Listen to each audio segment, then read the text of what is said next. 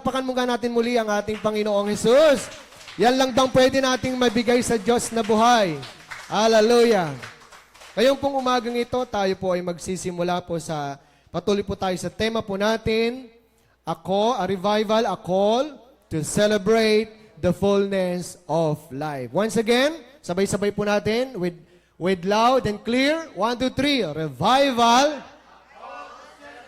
the fullness of life. Pakpakan po natin ang Panginoon. Amen. So, patuloy lang po tayo sa mga pagpapala ng ating Panginoon. This month, we are tackling the verses of John chapter 10, verse 10. So, lahat po this morning, lahat po ay patungkol sa pagpapala at buhay na ganap at kasiyasiya ang ino-offer ng ating Panginoon. Amen. God is offering abundant life, a fullness of life. Kaya naman, we must celebrate the goodness and faithfulness of our God. Amen? Sa buhay po natin, sa araw-araw po natin, buhay ay tapat ang Diyos. Amen? Sabihin mo sa katabi mo, ang Diyos ay tapat. Sa likod mo, ang Diyos ay tapat. Amen. Praise God. Ngayon, hindi na po ako magpapakahaba kasi marami po tayong gagawin. So this morning, the title of the message of God is Living in the Overflow. Sabihin nga po natin, Living in the Overflow. Ano po yung ibig sabihin nun? Living in the Overflow. Pamumuhay po natin sa kasaganahan. Amen. Nabubuhay tayo sa kasaganaan. Amen. Tayo po ba'y nabubuhay sa kasaganaan sa pagpapala ng Diyos? Amen. Dapat yung nag-uumapaw na pagpapala ng Diyos ay hindi mo kilalang Panginoon na nangako sa iyo. Amen? If you know the Lord Jesus Christ as your provider, as your Savior, as your blessor, as your shepherd, ikaw ay nabubuhay sa kasaganaan. You are living in the overflow. Gustong-gusto po natin yan, di ba? Living in the overflow. Nabubuhay po tayo na parang wala tayong problema sa financial, kasi alam po natin, the Lord is our provider. The Lord is the source of everything, hindi lang financial, not only financial, but everything ipinagkakaloob po sa atin ng Panginoon. Ito man ay materially, physically, emotionally, financially, and everyly. Lahat po ng ay ipinagkakalob sa atin ng Panginoon. Amen? Ang sabi niya doon, finding fulfillment in the shepherd's care. So, sabi po na sa Tagalog, hinahanap po natin ang katuparan sa pangangalaga ng isang pastol. Sino ang ating pastol? Si Jesus. Jesus is our shepherd. Amen? Sabihin mo nga po, Jesus is my shepherd. Amen. Dapat we must declare that Jesus is our good shepherd. Pasa mo ito, ano yung pakiramdam mo? The Lord is my shepherd. Parang yung comfort mo, yung peace na nararamdaman mo, yung pangangalaga ng Diyos, habang binabasa mo ito, minemeditate mo ito, pakiramdam mo katabi mong Panginoon. Amen? Pakiramdam mo na parang karga-karga ka ng Panginoon. Especially sa panahon na ikaw ay nalulungkot, sa panahon na ikaw ay naghihirap, sa panahon na marami ka mga katanungan sa buhay mo, the Lord is your shepherd. The Lord is your caring, is your comfort. The Lord Himself will carry you. Amen? The Lord Himself will lift you up in times of troubles. Sa panahon ng bagyo at unos sa buhay po natin, kilalanin po natin na ang Diyos po natin ay still na nagkakarga sa iyo. Hindi Kanya pababayaan, hindi Kanya iiwanan. That's why the Lord is our great shepherd. Sa panahon na bigat ka na, feeling mo wala nang sumasama sa iyo, si Lord mismo, bubuhatin yung problema mo. He will carry the weight of the world. He will carry your sin. He will carry your problems. Amen? Hallelujah. Palakpakan po natin ang Diyos. Nagsisimula pa lang tayo pero the Spirit is moving. Hallelujah. Kaya nga po, pahalagahan po natin ang versikuling ito because it's very comforting. It's very, yung caring, yung peace na nararanasan po natin this morning. Amen? So, in this word sa buhay po natin, sa mundong ito, marami po mga pagsubok, tama?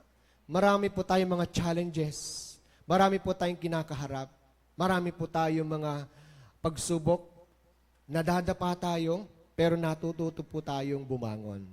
Amen? Tayo po ay nakakaranas ng balisa o pagkabalisa. Meron naman dito nakakaranas tayo ng gusto po natin ng striving more sa mundong ito. Gusto natin magpayaman, gusto nating magandang buhay natin, gusto natin maranasan ang tunay na kasaganaan sa mundong ito.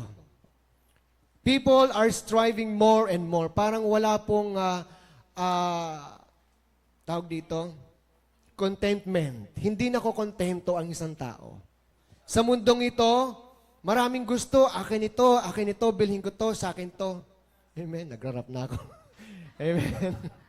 Praise God. So yun po ang lahat mga tao, they are striving more for them na makuha nila ang kanilang mga gusto sa buhay. Amen. But, hindi natin inaalintana na yung dahil sa yaman na yun, siya mismo ang nagiging sanhi ng pagkalubog po natin, ng pagkalayo po natin sa Diyos. Sometimes this is the reason why tayo ay malayo sa Panginoon because of the things of this world. Yung mundo daw po natin, yung sobra nating kabisihan, sa sobra po natin mga alalahanin sa ating mga personal na plano, yun mismo ang nagdadry spiritually sa buhay po natin.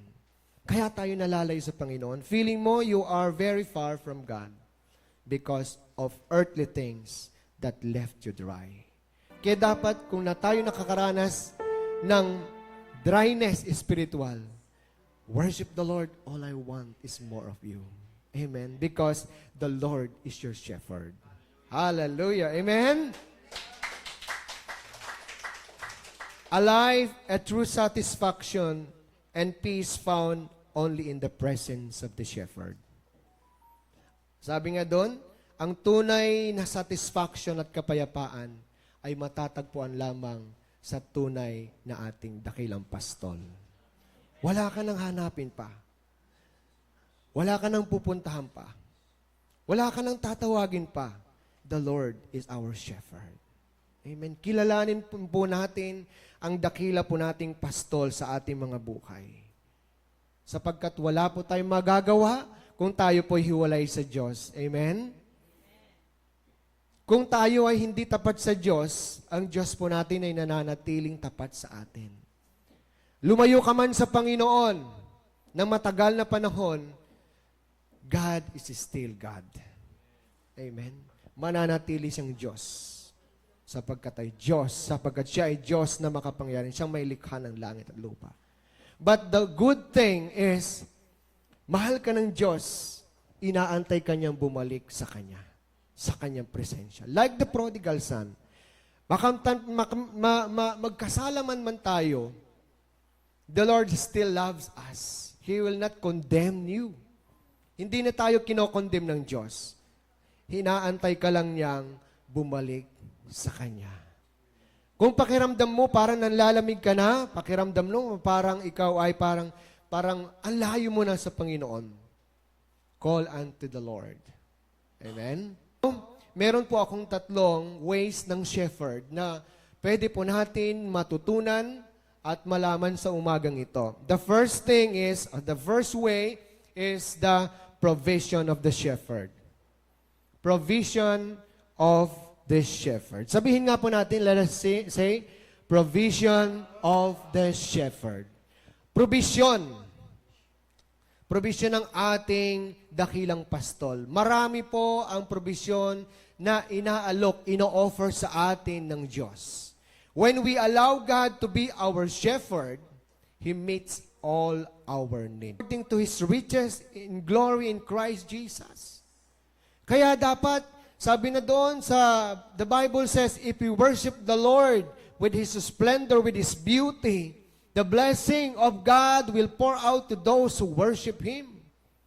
Amen? Kapag tayo'y nagpupuri sa Diyos, tayo po ay binibigyan po natin ng kaluwalhatian ng Diyos. Ang pagpapala ng Panginoon ay bubuhos niya sa kanyang mga anak na tunay na sumasamba sa Espiritu at katotohanan. Amen? Kaya nga po, every Friday morning, let us make it a point na dapat purihin po natin, let us give the best worship and praise sa Diyos. Because we are called to worship the Lord. Amen? Hindi po tayo pumunta rito para matulog, paantok-antok. We come here to thank the Lord, to praise the Lord, and of course, to receive the blessing na plano po niya sa ating mga buhay. Amen? That's why the provision of the shepherd is, He meets all our needs. Sabihin mo sa likod mo, our shepherd meet all your needs. Hindi ka pagkukulangin, sabihin mo. Amen. Alam niyo yung kantang Di Nagkulang? Kuya Sel, alam niyo yun? Kahit kailan, di ka nagkulang, biyaya mo sa aking naging lahat. Sino nakakalam ng kanta?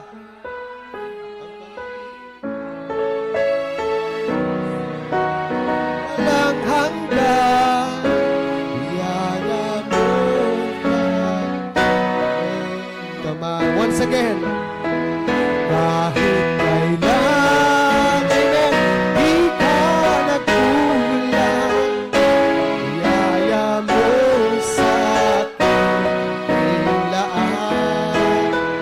Ang pag-ibig mo, aking walang hanggan, nahig mo ako noon pa man. Amen? Ang Diyos po natin hindi talaga nagkukulang sa atin. Tayo ang nagkukulang. Amen? Hallelujah. I feel the presence of the Lord. I feel the Holy Spirit. Ramdam nyo? Amen. Nag-goosebump kayo? That's the presence of the Lord. Kaya kung hindi holy ang vessel ng heart mo this morning, you will not experience. Kaya nga po, every Friday and every Thursday, we are sanctifying ourselves, consecrating ourselves so that everyone nandito ay maranasan ang presensya ng Diyos. Desire the presence of God at hindi niya ito ipagkakait sa inyo. Amen? So that's the provision of the shepherd. Ang sabi na doon, it reflects a deep contentment in God's provision. So ito'y nagpapakita daw po ng kakontentuhan po natin sa Diyos, sa Kanyang provision. So, dapat yun ang lagi po nating bukang bibig, hindi ako pagkukulangin ng Diyos. Sapagkat ang Diyos na sinasamba ko ay mayaman. Amen? Sometimes we are driven by the feeling of not enough. Naku, kulang na ito. Wala na akong pantays, wala na akong pambili, puro na kulang. Wala na akong pera. Lagi natin bukang bibig, wala na akong pera, walang pera, walang pera. Kulo, mafi fulos, mafi ratif. Amen. Naubos na lahat. Pero kapag gumasto sa ibang bagay, todo bigay. Amen. Hallelujah. Minsan nagiging gano'n ang ating ugali. Not enough. Kulang. Kulang, hindi sapat ito. Sabi, not enough time, no resources, no love, no security. Yet, if we trust God fully, kung tayo po ay nagtitiwala sa Diyos ng buong buo, we can find His sufficient in every part of our lives. Kapag tayo daw po ay nagtitiwala sa Diyos, masusumpungan po natin ang tunay na kasaganaan sa ating mga buhay. Amen? At sabi niya dyan, even scarcity, He fills our hearts with peace and remind us that He is our provider. Always, ilagay po natin sa ating isip, sa ating puso, na kapag sa panahon na tayo'y magkukulang palagay mo o pakiramdam mo ay nagkukulang ka, always declare that God is our provider. and always declare that the Lord is my shepherd, I lack nothing. Or in other translation, I shall not want. Amen? Hindi ako pagkukulangin. Kantahin mo lang yun, di ka nagkulang eh. Yun palang mako-comfort ka eh. Kahit kailan, hindi ka nagkulang. Hallelujah. Sabihin nga po natin, kahit kailan, O Diyos, hindi ka nagkulang sa akin. Amen. Number 2, the peace of the shepherd. Number 2 ways of the shepherd is the peace of the shepherd. Sabihin nga po natin, let us say it again, the peace of the shepherd. Amen. Green pastures and quiet waters is symbolize a place of rest. Tama po? Kapag tayo, sino mga taga-probinsya po dito? Amen. Sinong malapit sa ilog? Malapit ba kayo sa ilog? Di ba kapag naririnig nyo yung agos ng tubig, para kayong pakiramdam nyo, you are in a peaceful, quiet environment. Relaxing, yes. Relax na relax po tayo. Tama po ba? Lalo na pag naririnig ka ng mga huni ng ibon, kumakanta. Amen? At naririnig mo yung agos ng tubig sa batuhan at yung tahimik na tubig, fresh na fresh, feels relaxing.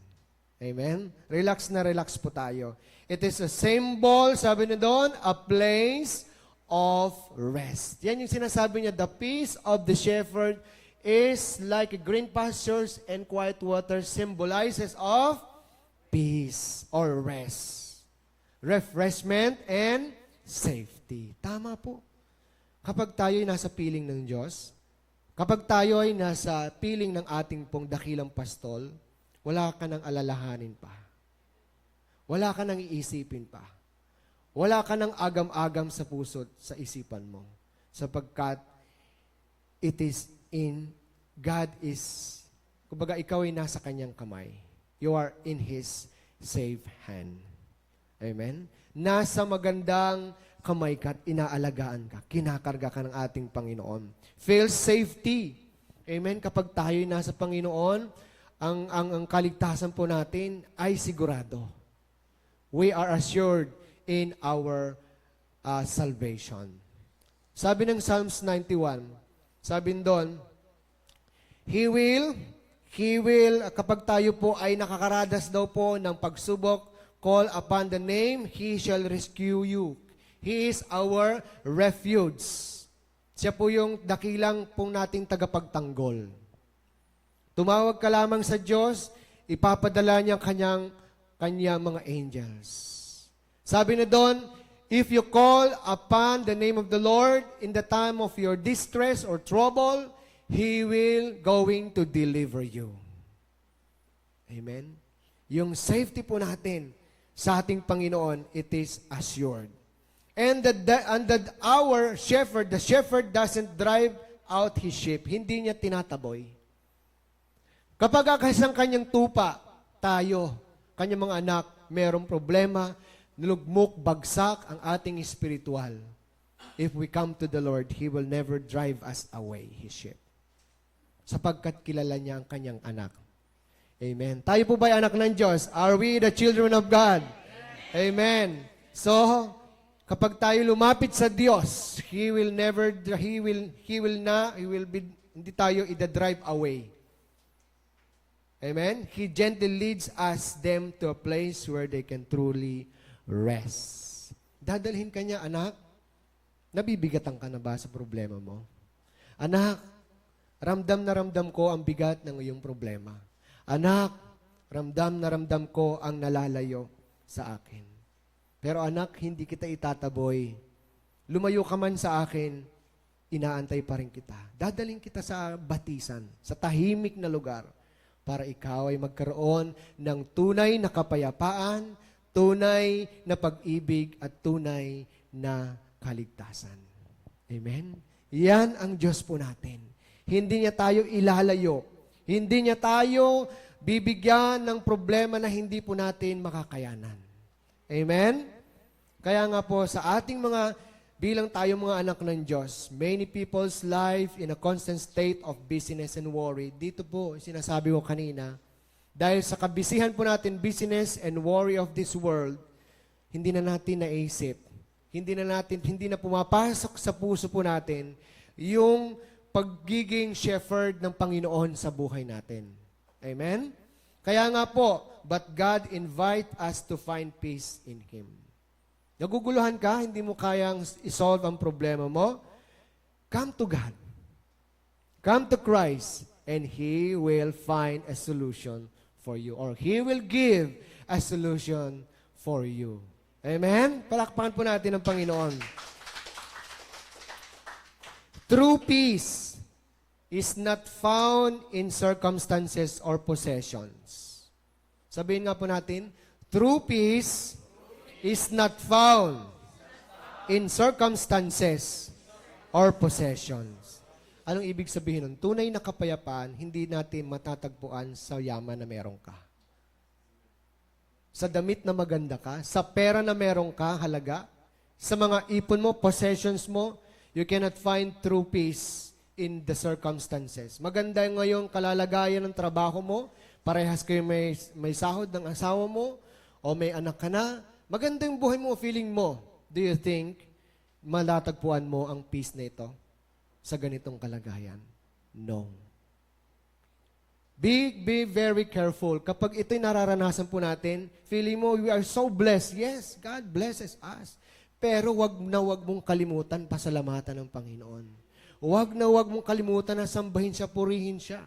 Because even kahit sa tugatog ka pa ng tagumpay ng yaman mo, kayang-kaya niyang tanggalin po yan sa iyo. If you do not honor the Lord with your first fruit, if you do not honor the Lord with your life, and if you don't walk in holiness, the Lord will take you. Kukunin po niya yung yaman mo na yan. Amen? The Lord gives, the Lord takes. Amen? Kaya nga po, bilang tayo mga anak ng Diyos, kailangan pahalagahan po natin in every single moment. Sabi ng 1 Thessalonians chapter 5 verse 18, in everything give thanks to the Lord, for this is the will of God. Kaya sa bawat circumstances ng buhay po natin, let us thank the Lord, for this is the will of Christ Jesus in you. So, simpleng pasasalamat po natin, simpleng pagbabalik ng kapurihan kaluhatian sa Diyos, sa lahat ng mga bagay na meron ka, na nararanasan mo, simple lang po yan, ibigay mo ang pagpapala sa Diyos. Ibalik mo ang pasasalamat sa Diyos. Amen? Natanggap mo yung bonus mo, yung increase mo, natanggap mo, promotion mo, nakakain ka ngayong umaga, thank the Lord. Iningatan ka sa masasama, thank the Lord.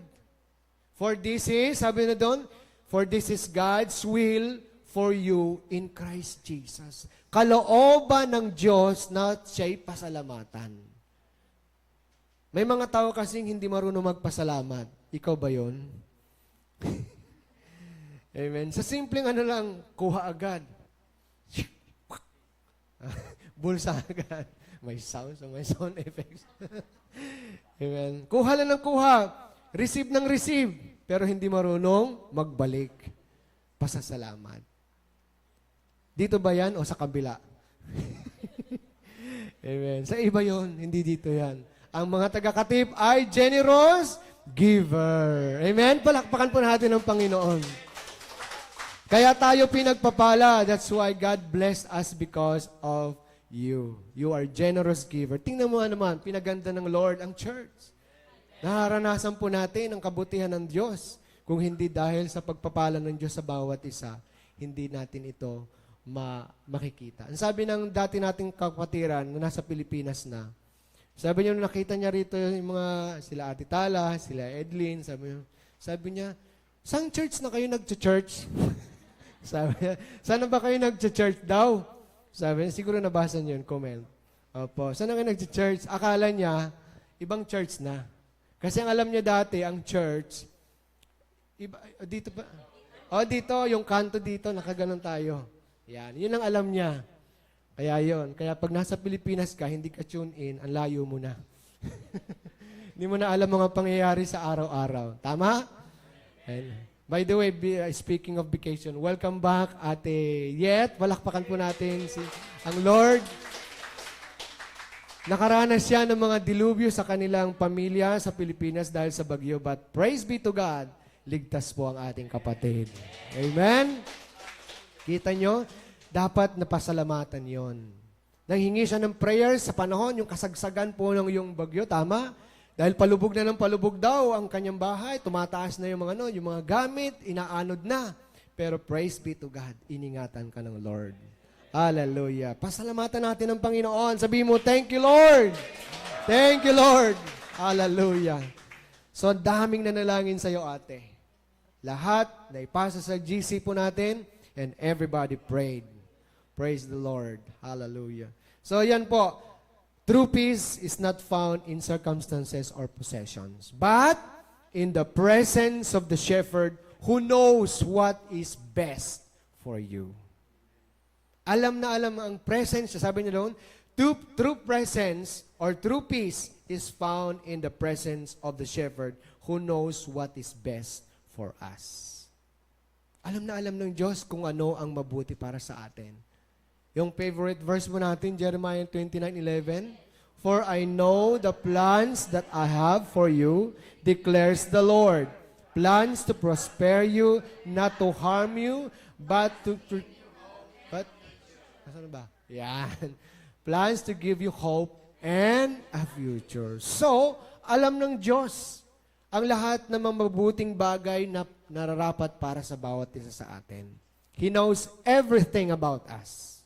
Kaya, ang pagpaplano po natin, it must be guided ng ating shepherd. Everything na ating pong decision, everything na ating mga plano, isang guni po natin sa ating shepherd's care.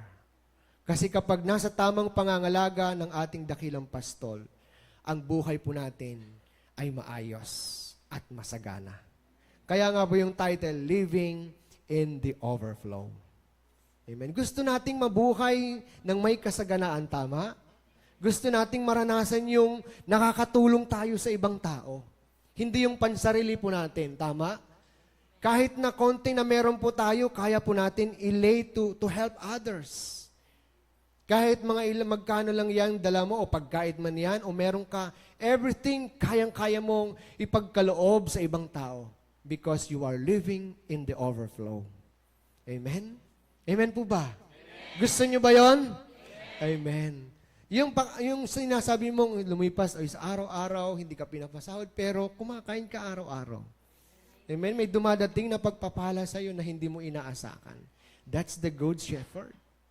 May mga uwak na nagbibigay sa iyo ng pagpapala. Amen? Nakokontento kayo, hindi ka naghanap. Bakit ito lang naman? Bakit prito lang binigay? Wala naman nasalahan sa baw. Naghahanap ka pa. Amen? Sabi ng Bible, do not worry for tomorrow worry itself. Huwag mong alalahanin, binigyan ka ng pritong isdam, isa lang, matuwa ka. Buti nga, nakalangoy nga yung isda, papunta siya, naprito na eh. Naghanap ka pa ng sabaw. Diba? So, dapat makontento po na tayo. Kasi iniingatan tayo, even the birds in the air, wala pong nangangalaga sa kanila, tama? Pero ang Diyos, inaalagaan sila. The Father takes care of them. Tayo pa kaya, kung meron mga past sins, unforgiveness sa iyong buhay, sa iyong puso, bumalik tayo sa Kanya, humingi tayong tawad. For us to be healed. Gusto mo, mamamatay ka na lang, hindi ka pa rin nagpatawad sa Diyos, hindi ka pa nagpatawad sa taong yon.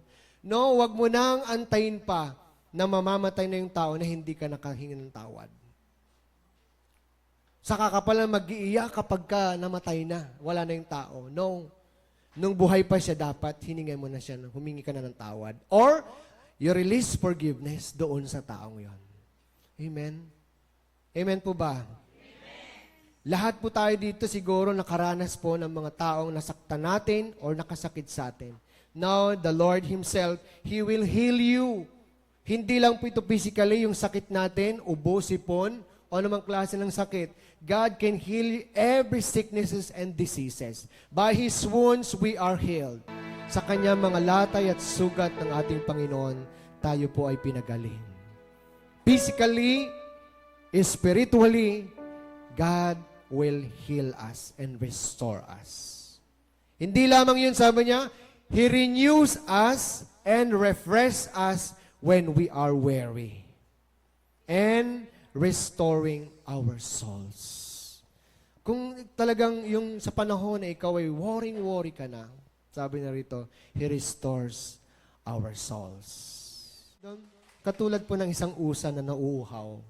Sabi niya, lumapit tayo sa Diyos. Pag tayo napapagod na sobra spiritually, sobrang tayo exhausted na sa ating buhay, sa problema, yan yung as the deer. Uminom tayo sa batis. Lumapit tayo sa shepherd. Dadalhin ka sa batis ng kapayapaan. Ililid ka ng Diyos dun sa quiet waters. He will refresh you. He will restore you. He will strengthen you. He will heal you. Yun lang ang dapat desire po natin. Amen? Kaya nga, ang buhay po natin dito talaga nakaka-drain talaga. Totoo. Sa trabaho natin, nadidrain po tayo. Physically, emotionally, nadidrain po tayo. What's more, spiritually. Kapag wala kang feeding, kapag wala kang salita ng Diyos, you will drain spiritually, unti-unti kang nalalayo. Nalalayo ka sa Panginoon. At hindi mo na namamalayan na wala ka na pala sa apoy, kundi nandun ka na pala nakahiwalay. If you're not tuned in or in the presence of God, kung ikaw ay walang spiritual feeding, unti-unti kang mamamatay. At later on, mahihiya ka na sa mga kapatid. Feeling mo, lagi ka nang parang feeling mo, ang layo ka na sa kanila, hindi ka na sa kanila kasama. Feeling mo, pinag-uusapan ka. Feeling mo, marami ka ng negative thoughts na ipapasok sa'yo ng kaaway. Feeling mo, sasabihin sa'yo ng diablo, ay, wag ka nang umano doon kasi pinag-uusapan ka. Wag ka nang umaten kasi ganito at panatingin sa'yo. Wag ka nang, marami ang mga i-inject ng kaaway. Amen? But if you are spiritually filled, kahit anong sasabihin ng ibang tao, talbog lang yan sa'yo. Amen? Puspos ka ng Panginoon ang salita ng Diyos, physically, spiritually. But when we turn to God, kapag nakaranas po tayo ng mga ganito, we turn to God, He fills us with new strength and purpose. He fills us with new strength and purpose like an eagle. Amen. Katulad ng isang agila na hindi napapagod. Amen. Hindi siya napapagod. Kaya no matter what we have faced, ano man ang ating pong kinakaharap, He can renew our hearts and give us hope. That is our shepherd. Bilang pagtatapos. Amen. Bilang pagtatapos. Hallelujah. Sabi niya doon, sa Deuteronomy 28 verse 12. Deuteronomy 28 verse 12. This is the blessing of the Lord. Ipaki-flash nga po. Deuteronomy chapter 28 verse 12. This is the promise of the Lord. Sabi niyo dito, sabay-sabay po natin basahin with loud and clear and understanding. 1, 2, 3. The Lord will send... Amen. Sabay-sabay. 1, 2, 3. The Lord open the heavens.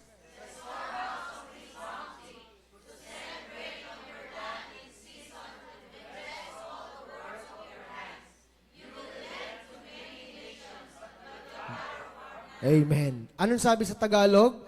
Magpapadala si Yahweh ng ulan sa tamang panahon mula sa kanyang kayamanan sa langit at nagpagpapalain niya lahat ng iyong ginagawa. Magpapahiram ka, sabi rito, in other words, hindi ka na mangungutang. Lalahanin mo ng Panginoon mong Diyos ang siyang may kakayanan magbigay ng kasaganaan sa buhay mo. He has the ability to produce wealth in your life. Siya lamang ang siyang pwede makapagbigay sa iyo ng pagpapalang hindi mo kayang i-contain. Amen? Amen? Praise God. Palakpakan po natin ngayon. Sa gayon, sabi na doon, pinagtibay the covenant which we swore to your fathers at it is this day. Ngayong araw ito magaganap ang kanyang pangako sa iyo. Amen? Receive it. Sabihin mo, I receive it. I receive it. Today. Thank you, Jesus. Amen. Palakpakan po natin ang Panginoon.